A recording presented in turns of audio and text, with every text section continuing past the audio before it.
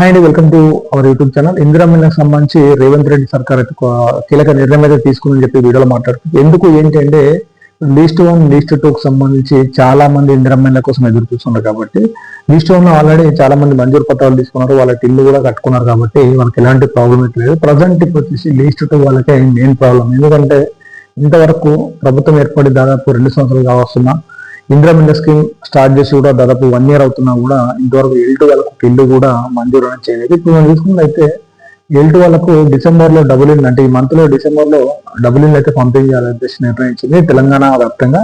Present ఎన్నికల code ఉంది. ఎన్నికల కోడ్ కూడా మనకు 18వ తారీఖు తర్వాత ఎన్నికల కోడ్ అనేది ఎత్తివేస్తారు. ఆ తర్వాత అయితే పంపిణీ ఉంటుంది.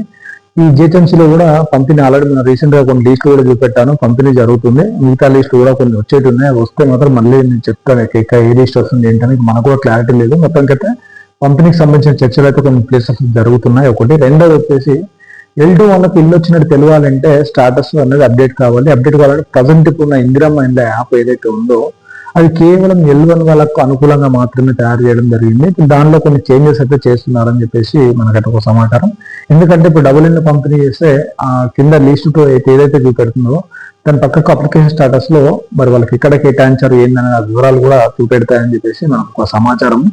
అలాగే ఫోన్ కూడా చేస్తారు. ఇంకా దీనికి సంబంధించి పూర్తి వివరాలు అయితే రావాల్సింది మనకు. ప్రజెంట్ ఇప్పుడు మనం చూసుకున్నట్లయితే అప్లికేషన్ స్టాటస్ ఏదైతే కొడుతున్నప్పుడు ఇంటర్నల్ సర్వీస్ ఎర్రర్ అని చెప్పి రావడం జరుగుతుంది. సాఫ్ట్వేర్ అయితే అప్డేట్ అవుతుందని చెప్పేసి చెప్తున్నారు. చూద్దాం మరి ఈ రోజు లేదా రేపు ఎప్పుడు ఓపెన్ అవుతుంది ఏంటనైతే ఇక టైం అయితే పడుతుందా అయితే వెయిట్ చేయాలి. మార్నింగ్ నుంచి చాలా మంది కామెంట్లు పెడుతున్నారు. నేను ఆఫీస్కి వెళ్ళాను కాబట్టి కొంచెం నేను వీడియో అయితే లేట్ గా చేస్తున్నాను. మీరు ఎలాంటి టెన్షన్ అయితే పడనవసరం లేదు. L1, L2 వాళ్ళు ఎవరైతే మీకు చూపెడుతుందో సార్ 100% మీరు ఎలిజిబుల్ లో ఉన్నారు. బట్ ఏంటంటే సంవత్సరంకి నిండించుకుంటూ పోతుంది కాబట్టి కొంచెం టైం అయితే పట్టొచ్చు. 100% కింద అయితే పంపిణీ కార్యక్రమం అయితే ఉంటుంది.